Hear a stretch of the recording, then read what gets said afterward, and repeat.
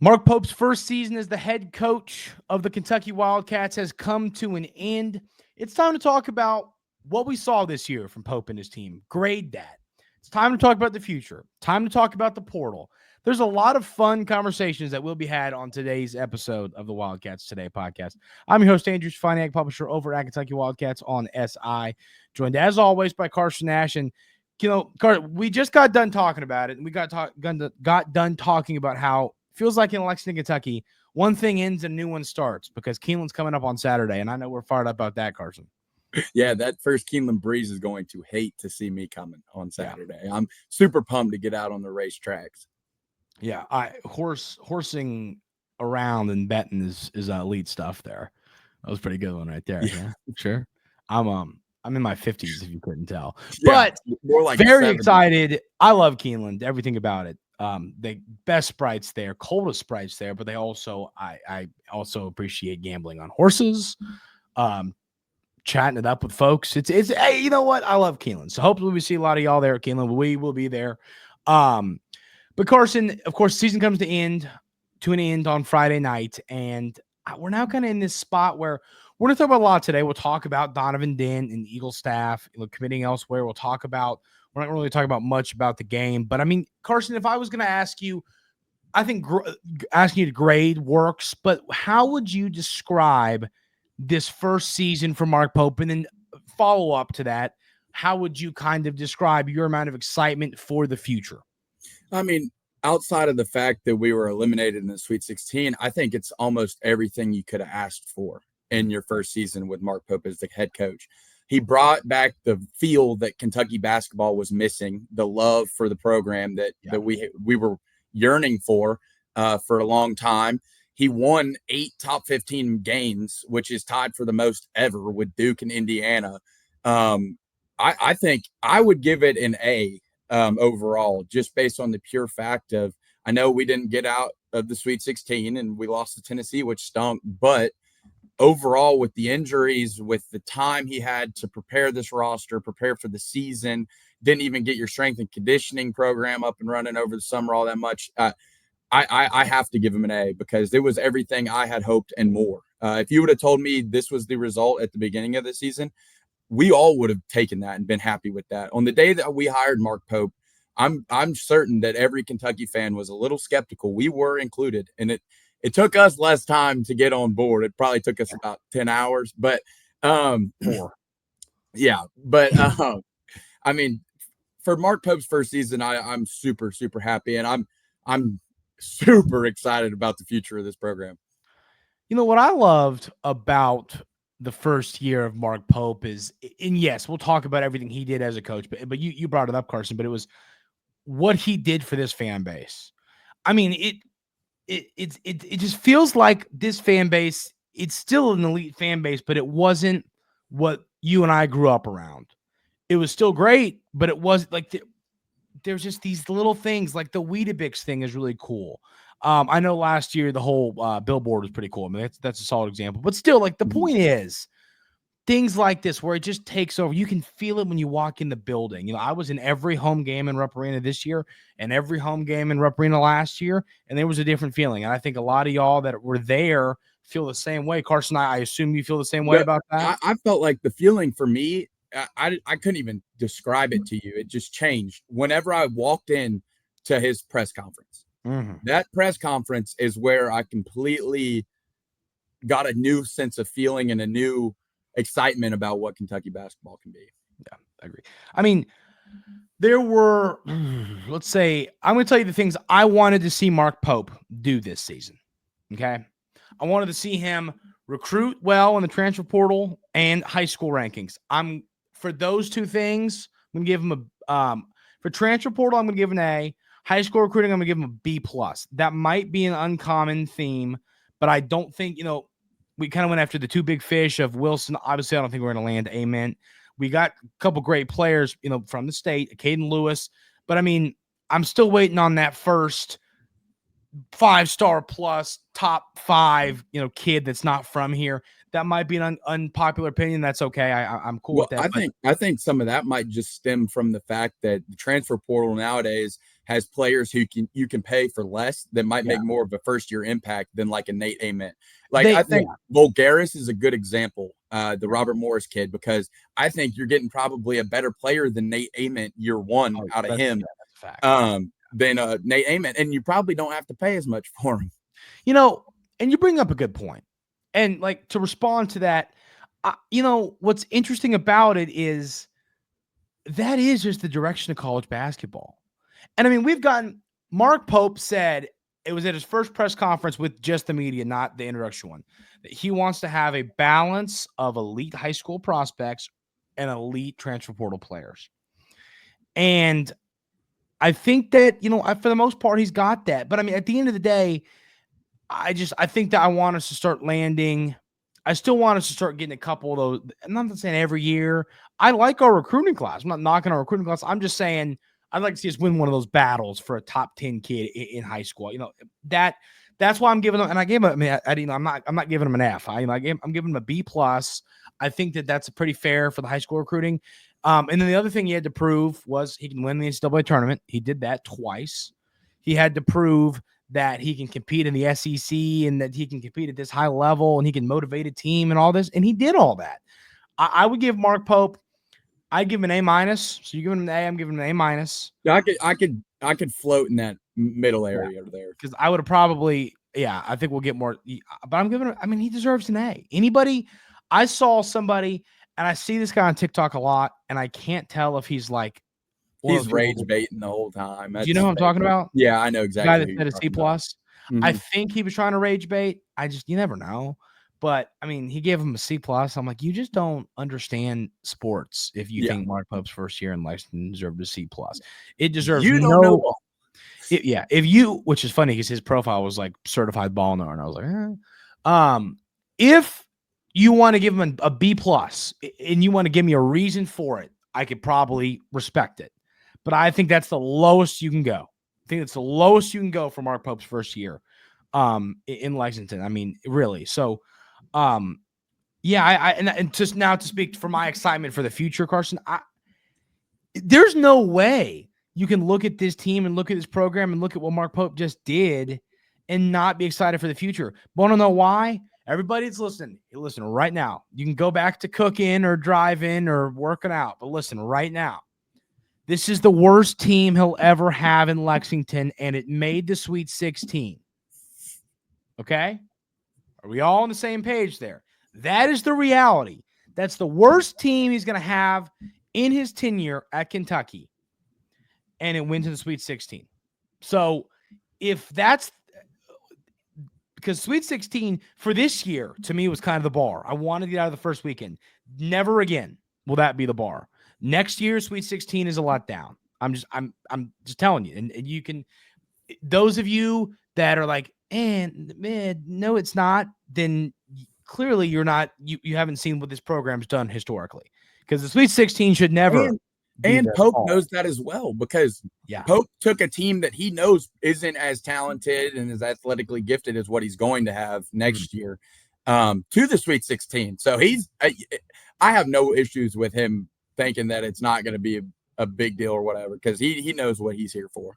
Yeah. So I am proud of Mark Pope and thankful for Mark Pope for what he's done. This is the most fun year of college basketball of my life. Whether it's doing this podcast, you and I, Carson, getting phone calls from Boff and texting and Burl knowers and just talking about Kentucky. Like, you know what I mean? It's just like, it was fun. It was the most fun year of Kentucky basketball I've had in a long time. Yeah, it was Mark exciting. Pope is to thank for that. Going to the Burl and watching these games and feeling it with this fan base that is rejuvenated. I mean, it was just a special season.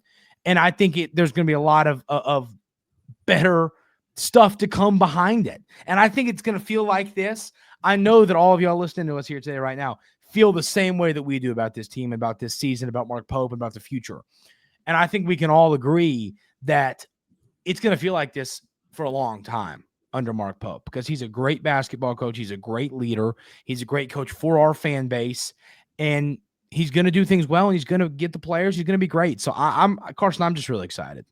I am too. And I want to piggyback off of what you said.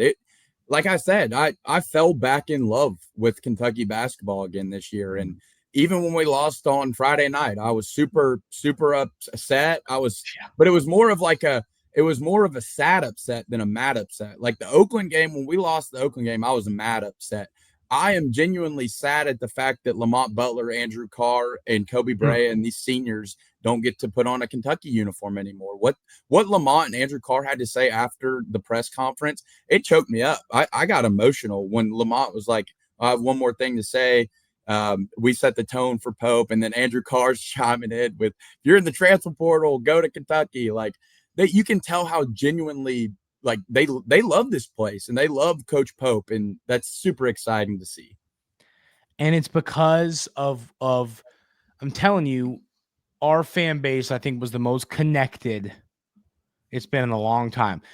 At the tail end of the Calipari era, we kind of were in our political time where we were split down the middle. It almost felt like, as a Kentucky fan base, between Cal's got to go and I love Cal. It's kind of the same spot the football program's in, to be in all honesty with you. But that's just not. We're not talking about that today. But and I just think that there's no one that is sitting here that's a Kentucky fan that's not happy or excited right now.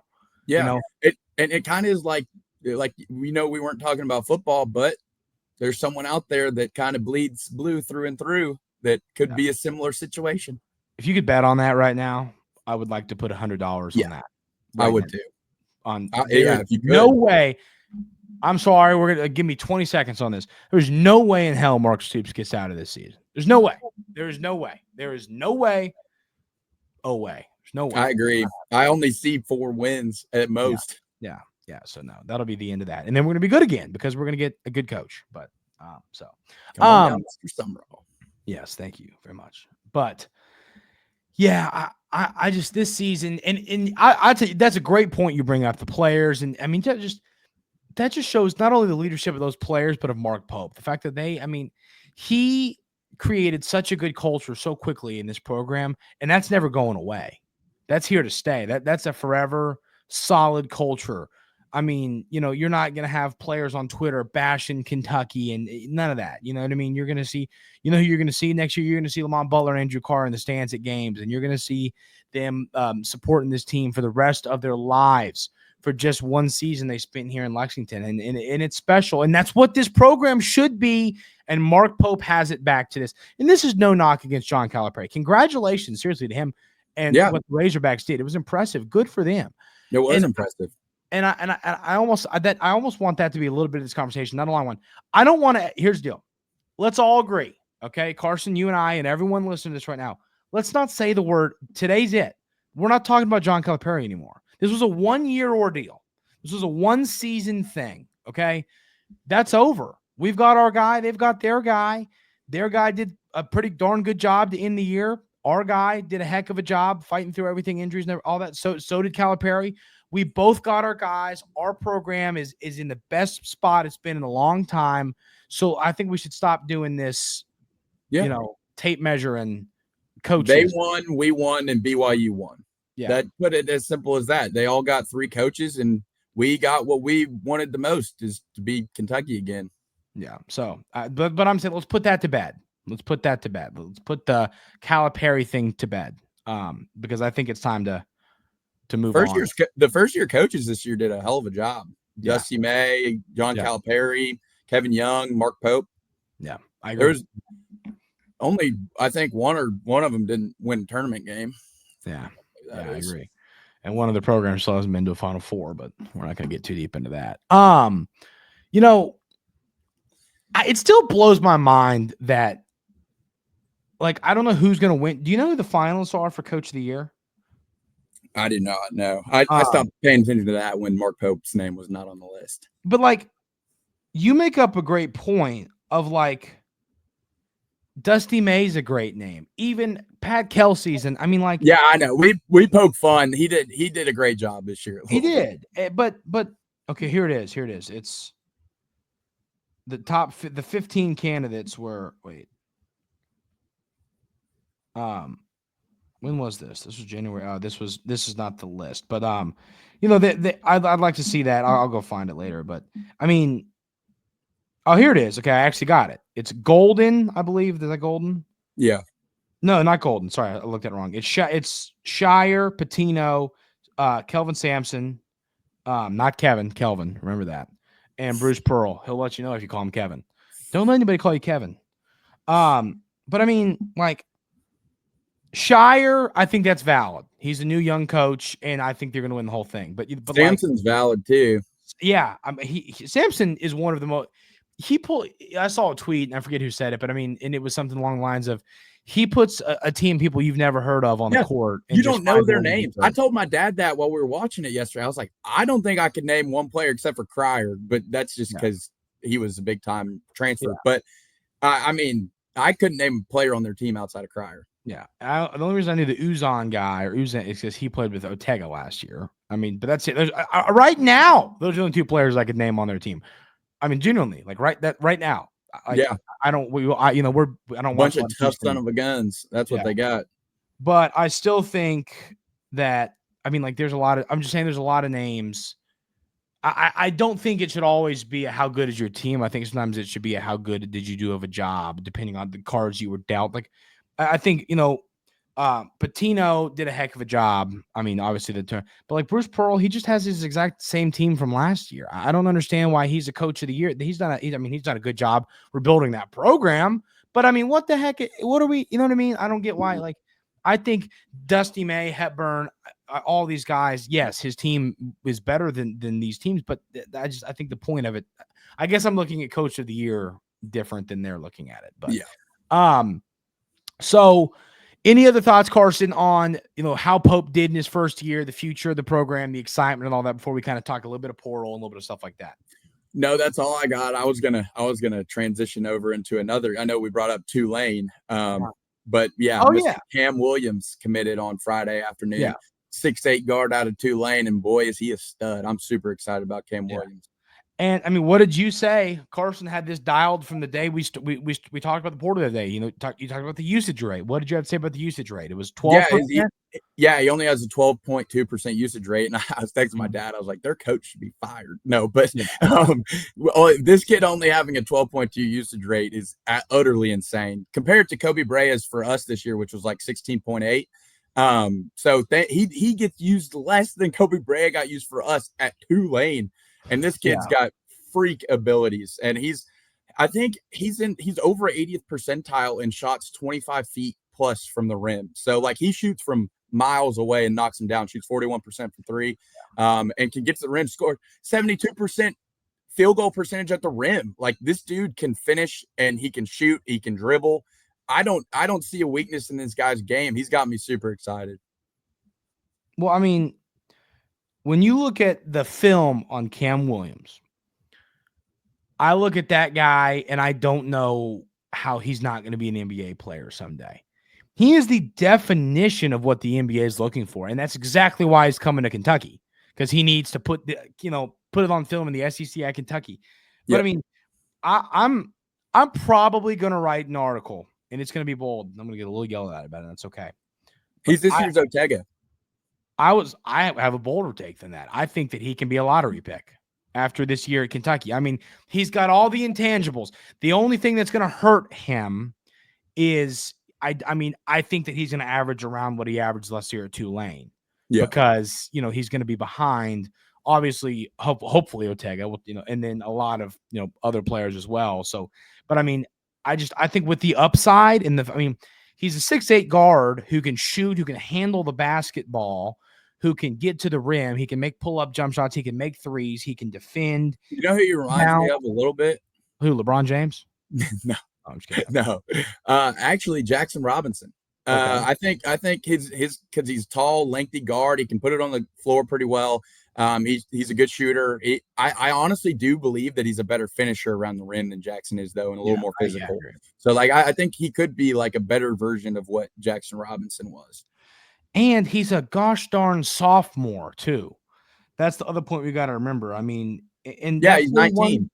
Yeah, that 41.2% from three, that's on 4.6 attempts per game. It's not like he's shooting two. Oh, he's chucking. Proven that he can make 3-pointers.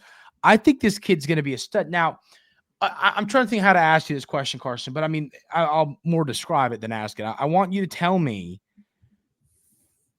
what he's our first edition. Some folks are excited, some aren't. I'm excited, and I think that if you watch the film, I don't know how the heck you're not excited. But my question is this: how do you think Mark Pope is envisioning him? I think a lot of people are going to see, well, he's our first edition. That means he's pure to be our star. You know what I mean? No, I think that. What do you envision him being for this team when it comes to like? Is he our seventh best player? Is he our third best player? Like, where do you think he could kind of rank there based on what Mark Pope's envisioning? Yeah, I think definitely at the beginning of the season he's going to be coming off the bench more. I see him as a 2-3, 3-and-D type of wing player. But I think he's going to come off the bench early in the season. He could work himself into a star role depending on how he breaks out throughout the season, kind of like Ortega did, as we saw. But I think that he's going to be coming off the bench, and I feel like he'll earn a starting role by the end of the season. But I think the portal is going to be to shore up those. I think we're going to see an older starting lineup through the portal, so I think you'll see him being the 6th or 7th man to start. Yeah, no, I'm with you on that. So what I am wondering about the portal is, what are your thoughts on us missing on Donovan Dent and Trayson Eaglestaff? The Dent one hurt because this happened like with like right at the start of the second half on Friday. So it was like you got punched in the face and then kicked in the private parts, and it was not fun. Well, with Dent, I mean, to be fair, you can't ever knock a kid for wanting to go play closer to home. So I think UCLA matched us in NIL, and he just chose that he wanted to be around his home. So you can't ever knock someone for doing that. It stung, but I think there'll be other viable options like Demery from Georgia. I know he probably projects more as a 2 guard, but there'll be more options in the portal that we can fulfill the point guard position with. I think Eaglestaff, for me, I think Cam Williams is better than Eaglestaff. I think that's like a better version of Eaglestaff, because Eaglestaff's a very streaky shooter. I mean, we saw him go for 50 and for 40, but there was games where he was very, very inefficient, and his defense is very lackluster. So I just don't know how well he would have fit in the SEC. And, he's going to South Carolina, so I guess we're going to see. Yeah, well, no, you're not going to have to wonder for too long. I like to bring up a point, and I stayed with one of our buddies up in Indianapolis, who now, guess what he told me? I'm not even telling him he get a shout out. He said that he's watched us twice, one before the Oakland game and then before the Arkansas game, and he says he just can't mentally do it ever again. I was like, you know what? That's valid. I understand it. Or he just has to watch us more than twice, and so that's what I just watching the off season, so it's not like or watch us before we play like Robert Morris or something, like. No, but I thought that was quite funny. But so he made a good point, and it's for those people that are like, look at the numbers of guys and go, well, okay, do you know how many points what's his name, Mark Sears averaged his first year at Ohio? Yeah, I saw it was like 7.4 or something like that. 8.5 points for Sears. And then 7.3 for Walter Clayton Jr. at Iona. That's who I was thinking of. I was thinking of. So that's my point, is like, let's see, before we like, well, he averaged 9.3 points at Tulane. Well, these guys averaged less than that, and they're not. I mean, I'm not saying like you said, he was a freshman. Mark Sears. Yeah, I'm not saying he's going to be Mark Sears or Walter Clayton, but I'm just saying I think that we got to understand. I mean, it's really hard to come in as a freshman at any level of Division I basketball and be, especially not as one of these top 10 recruits, and be an elite player. I mean, he found his way. I don't know. Did Cam Williams start the whole year? I know he ended the year as a starter. Let me check. Let's see if I'm not entirely sure about that. Let's see if he started the first game of the year. I know he was a starter by the end of it. All right, let's see. Did he start? Did he start against Louisiana Christian? Let's see. He did not. Yes, he did not. He played 19 minutes. So, that's my point. He worked his way. Who is Tulane's coach? Let's see. Rob Hunter. Do we know Rob Hunter? Does he have any? Rob Hunter has made a bad mistake, I think. Rob Hunter, Tulane. Let's go ahead and take a gander. Let's look at his background. Um, Rob Hunter. He's been there since 2019. Yeah. Sorry, man. It was a bad call. I'm not feeding the beast because now we'll take him. Thank you, sir. But Thank you. what about Kerr leaving, Carson? Yeah, I kind of figured that was going to happen midseason. I know we were talking about it. I think it was around like the Ole Miss game when it got brought up. Whenever they said that he would redshirt and get his waiver, I kind of knew that he wasn't going to be a part of the team next year. I think it's definitely a mutual. Yeah, it's not a bad blood thing. Yeah, there's no bad blood at all there. So I wish Kerr the best. I loved watching him play when he played for Kentucky. Love his energy. So go kill it wherever you go, Kerr. Yeah, I agree. I agree. I mean, he's not going to be bad talking his ex. I think I think he loved it here. He was emotional after we lost. I think that he wants to. Think he understands that we're getting some elite guys, and he wants to go enjoy his last year of college hoops and play somewhere. I respect. I heard a little birdie talking about a fellow friend of Mark Pope's maybe being his coach next year. Really? Is that Mr. Patino? Yeah, that's what I was wondering. Yeah, I mean, I think he'd be a great fit there. We still got to get it set up to be able to play them in a non-con game, like a home and away. So that needs to happen. But so yeah, I'm cool with this. I think a lot of people seem more upset about it. I think that like he's leaving so we can get someone better. Yeah, and I think people need to understand like we at times you're allowed to be emotional and close to these players, but also at the same time like we're trying to win championships here. If we can get a better guy, I'll take the better guy. And I love Kirk Risa, but I mean that's the reality. So, best of luck to him. So yeah, we talked about. I wrote an article about Silas Demery, and I want to see if you're going to yell at me. Let's see. I compared him to an addition to our team last year. Who? Lamont Butler. And it's serious. Now, I'm going to tell you why. Yes, Silas Demery was forced to play the 1 last year at Georgia. He is more of a 2. Yeah, that is a fact. So he is not a natural point guard. I don't think he's going to play a ton of point guard for Kentucky if we get him. And this, of course, from Georgia. But he's a great defender.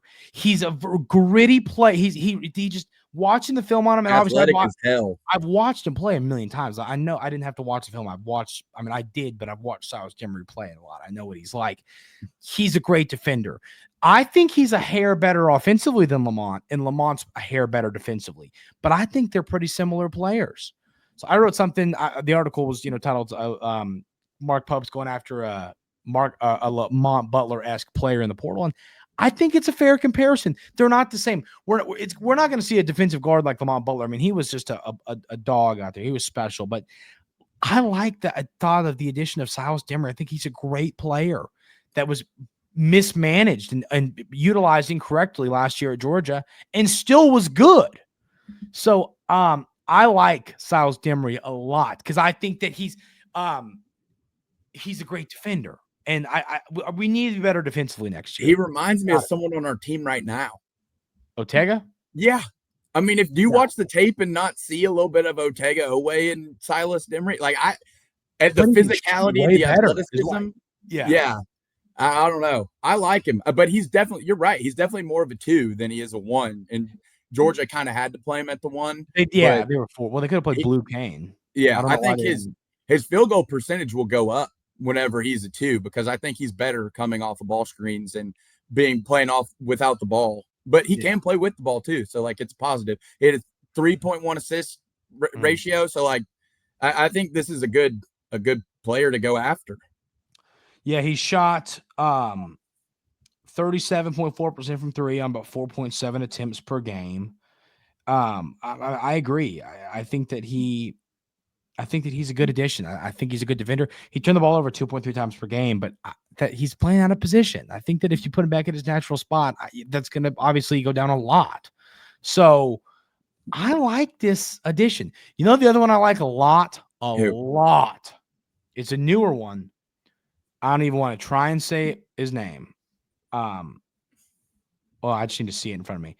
Abdi Bashir Jr. Have you heard about this kid? From Monmouth. Monmouth, who led college basketball and made threes per game. Attempted threes per game, and shot 38.3% from three, averaging 20.1 points per game, 2.6 rebounds, 2.2 assists, also 6'7". Now he's, about 160 pounds. But I'm gonna have a bold take against your take. We do not disagree a lot. You turn on the film and you tell me this kid's not good. I can't. But he only does one thing well, and that's shoot threes. He's not a good defender. He doesn't score at the rim. He doesn't defend.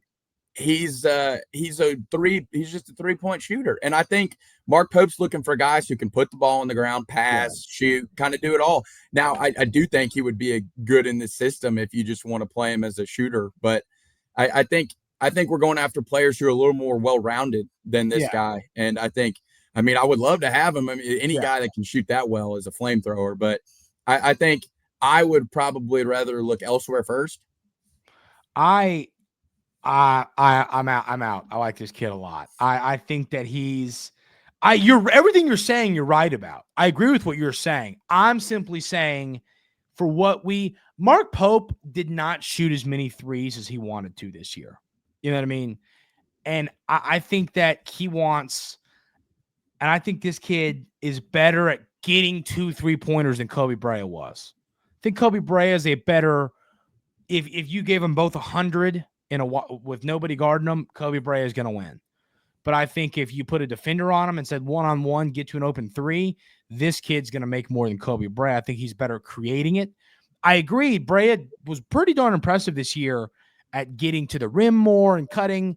He's better at that stuff. But when it comes to finding a way to create a three, I think Bashir's better. Now, at the same time, the goal of this system is not have to create threes, but we saw a lot of times, sometimes you need a guy when this offense gets stagnant that can just nail one from deep. And so I like this kid. I also like, I like the 6'7". I like the that he can shoot over top of people.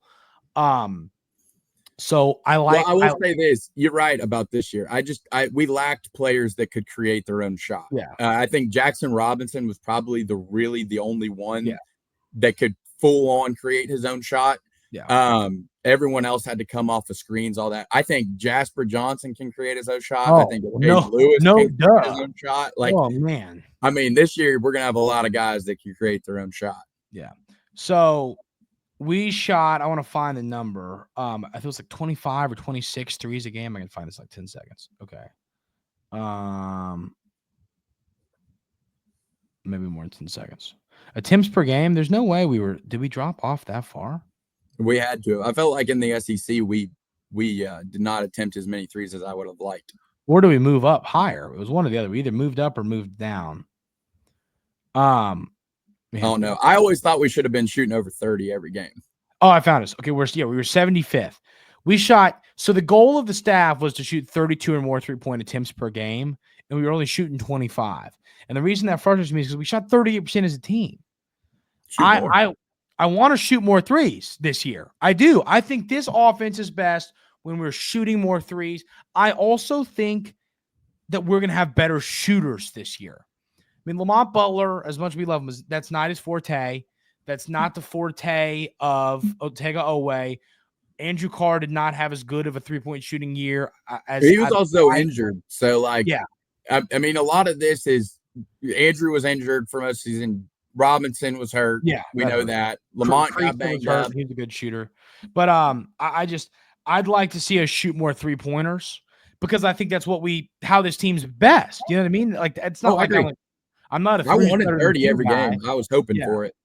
And so that's why I like it. I like a kid like this because I think we're both right for different. I agree with everything you're saying. He's not a put it on the ground guy. Well, I think you can take him. I just don't think he should start. I don't think I'm fine. No, I'm fine with that. Yeah. If he comes off the bench and he's just your flamethrower, I like that. That's fine. But the thing about it is, if that's going to be the case for him, knowing that his offers, which I don't know, by the way. That's what I'm saying. His price isn't going to be worth what he's worth. Yeah. Did you see what I'm saying? You got to manage the money a little bit. Why? You know what I don't understand? Hmm. You know, I saw this on Joe Tipton. His twin brother, is going to Auburn. Why the heck is Auburn not going after him? I think that was really weird. Yeah. Like, because the schools that let's see, we have it was like 4 schools that are. I've got it right here. There it is. Kansas, Alabama, Arkansas, and us are setting up like Zoom calls with him. But then it says right here he's a twin brother of Auburn commit Abdul Bashir. I'm like, why would they? Why? It's weird. I just thought it was weird. They're not going after him. But Probably because he's not a good enough defender for the SEC. and it could be, yeah. But I mean, but then again, he's Alabama going after him doesn't make you feel any better about him being a good enough defender for the SEC. No, I know. But Bama also shoots more threes than we do. No, that's what I'm saying. What I'm saying is, you can't get any confidence in him being a good enough defender in the SEC from Alabama making a run at him. I see what you're saying. He's at, in all honesty, Nate Oates needs to go get that kid. That's who needs that kid. And it would just make the narrative better. The Auburn Nate Oates should have got Eagle staff, him, go get all of the guys to chuck them up. Yeah. But no, I like this guy. We have a difference in opinion on this guy, but I do agree. I don't think that he'd be coming in as a starter. I think he'd be coming in as a guy that can just, I mean, his job is going to be to shoot 7 threes a game, and hopefully he's going to make 4 of them. That's his job. And then the games, because we relied on Kobe Brea a lot this year. The goal would be for this kid to not be a guy you rely on, but maybe if you're not having a good night offensively, spark plug. Go nail 4 of us. Go nail 4 for us. You know what I mean? Exactly. That's kind of the way I look at it. So that's why I'd like him coming off the bench. But I agree. If it's in that capacity, I'd be full on in on. Yeah, I don't want this kid to be our starting 2 or 3. He's 160 pounds. I mean, my goodness. Like, I mean, the thing for me is I just believe that his NIL price is going to be too much for us. I haven't seen it. I don't. That'll be interesting. What is now? I mean, he's the leading scorer in college basketball, isn't he? He was number 15, tied for 15. No, number 15. So, yeah,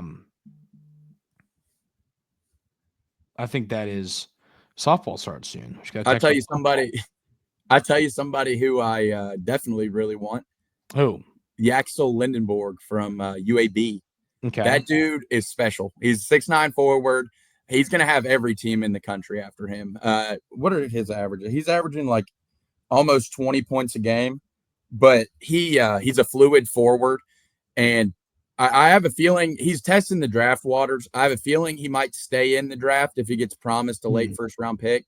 But he's definitely someone I want to see us go after. He is perfect for our play style at the 4 position. So, but you're going to see the list of every other team in the whole entire country. So he's going to have many suitors. Yeah. What I find weird about this is with him, he seems like the type of guy to me that needs 1 year at a school like Kentucky to solidify. Like, I have a feeling, I mean, like, you just don't, you know what I mean? I mean, how often do you see guys from these small schools making the NBA? It happens. Not a ton, though. I mean, what's his name? The Williams guy for the Thunder is a good example. Didn't he go to small school? So, like, it happens. It does happen, but not often. I think he's a kid that could benefit from a year at a school like Kentucky from one season. So get some exposure. I mean, he's a freak. So yeah, is it he's testing the waters? What did he say? He's testing the draft waters before he makes a decision. I'm sure this process for him is probably going to take a little longer than most portal players because he'll probably make it deep in there. It'll be a Jackson Robinson like situation. Exactly. It'll be like late for him, in my opinion. Yeah. Yeah, and his name is Yaxel, which is bad. Well, he goes by Yax, so it's like Jax. So cooler. Yeah. 17.7 points per game, 11.4 rebounds, 4.4 assists, 1.8 blocks. That'll work. Well. Give me that. So yeah, I mean, our thing with the portal is it shifts every day. For Donovan Denton was a Kentucky lock according to people on social media 4 days ago or whatever, and then he goes to UCLA. I mean, what happened with Kobe Brea with us? Yeah, it was UConn and Duke, and I remember we recorded a podcast on a Friday, and I was like, "Watch out, he might commit to Kentucky." And you're like, "No, they got cut." And then Monday morning, bam, Kobe Brea commits to Kentucky. That is the first time I've ever seen someone cut from their list and commit. I've never seen that. There's a first, or maybe it was not set up a visit. was it was either cut Yeah, from it his was one of the two. or he set up a visit to the other 4, and I was like, what the hell? But so yeah, Demery I like a lot. I like Bashir a lot. And once again, that'd be like in a Cam Williams type role. Like he'd be coming off the bench for me. I also think that if you have, I like the idea of like, Cam Williams is gonna be a guy that can shoot and put the ball on the ground. Obviously, this is all assuming Ortega's back, which I don't know where the heck he would go, but that's part of our assumptions. He can put the ball on the ground. Jasper can put the ball on the ground. Caden can put the ball on the ground. Colin Chandler can put the ball on the ground a little bit, and he'll be able to do better next year. So it's going to be interesting. So I'm going to ask you one more time, and I want you to convince the people, and I want you to convince me, okay? Oh, no, I want to talk. We've talked about Figueroa a lot. Have we heard any updates on him? No, he's currently in Spain, so I don't know how fast that decision is going to be, but I do feel like we are in the lead for him. So I feel confident he'll be a Kentucky Wildcat at this point. The other player I wanted to bring up, Davidson kid. Reed Bailey. What do you think about Reed Bailey? Yeah, I like him or Vulgaris. Like if you say you can get Reed Bailey or Vulgaris, I'll take it. Like both of those guys, I think, are kind of interchangeable. I feel like they could both bring the same things to the team. I might favor Vulgaris maybe a little bit more, but I think they're pretty even and could provide about the same production. Yeah. And Carson Nash, you documented that you said you want Big Z back in Lexington. No. I wish Big Z the best on his endeavors, and shout out for roasting my little brother about his snack intake. But I remember that now. But yeah, that's still the funniest video ever. But I do not want Big Z back in Lexington. He's a Big Ten guy. He's more of the like the defensive argument. It's kind of the same situation. Yeah, he's a Big Ten guy. Let him go be in the. I've watched him get dunked on too many times. Oh, the only other thing I'm gonna keep hammering this Abdi Bashir thing is I'm sick, but he against Michigan State, Rutgers, and Auburn, he scored like 38 against Rutgers, 15 against Auburn, and 20 against Michigan State. So he's one of those guys. I always like seeing that from the portal guys that are coming from lower level. I like it when it wasn't like, well, they were great against Ligma State, but terrible when they in their 3 games against power forward teams. Like, you know what I mean? Like, I like seeing that. So that's always something I look for in the portal. So that's definitely. Cool. But, I agree with you one more guy. I'm blanking on his name right now. Let me find him. What's going on with Wilkerson? Have you heard anything on Wilkerson? Wilkerson's been really quiet. I have not heard much on Wilkerson. It's him, this guy right here. Keyshawn Hall from UCF. We set up a Zoom with Cameron. Cameron, yeah, he's another wing. Pope really loves the wing size. He's 6'7" wing from UCF, averaging 18.8. I'm pretty sure he was the leading scorer in his conference. 7.1 rebounds a game. He's a stud, and so I'd love for us to see him land him. He would be our starting 3 guy I like him a lot. I do like him a lot. Cameron sent his film when we first reached out to him and said that that's his number 1 guy he wants. It's noticeable that Pope clearly wants to go after size and athleticism and guys that can all dribble and pretty much do everything. Well-rounded players. What do you think about our chances with Magoon Guath? We almost forgot about him. Yeah, I think the Cats are in there. I think it's Kentucky and Michigan, but I think Kentucky's probably the favorite as of right now. So exciting stuff there. I like Guath. The only thing that worries me a little bit is his injury history, but other than that, I think he's a great ball player. Yeah, I agree with you. So that's kind of where we're at portal wise. That's what we're going to talk about later in the week is more portal stuff. Cause that's, in all honesty, what we'll be talking about for the next probably month, realistically, just because that's how this team's going to come together. So portal, then we'll break into rotations and what we think, we'll line get up into that. And then maybe we'll talk about football when they fire Stoops. So any other, anything, we didn't talk about anything else, Carson? I think we talked about everything we want to talk about.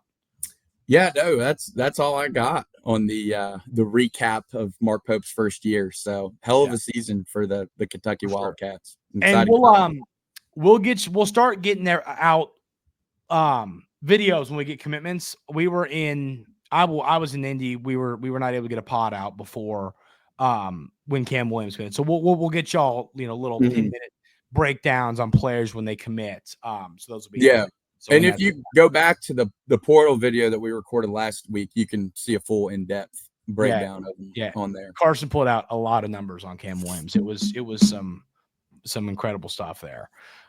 So that is the plan. I wanted to say, now that this is officially our first off-season conversation, which is sad, but this is our, I guess 1.5. We did 1.5 seasons. This is our first full season doing this. Yeah, it is. Really appreciate y'all being around, which is crazy. That is nuts. A year and a half. It doesn't feel like we've been there for a year and a half. No. But really appreciate y'all that have been here, new folks, people that have been here every step of the way. We appreciate that because we love it and we're not going anywhere. So thank y'all. We really, really do appreciate it. Later in the week, we'll have another portal episode coming out, breaking stuff down. That'll probably be Wednesday or Thursday. Yeah, very exciting. Portal season is my favorite. I eat portal season up. Yeah, it's a ton of fun. So stick around with us the whole way. We appreciate it. We'll see y'all next time right here on the Wildcats Today podcast.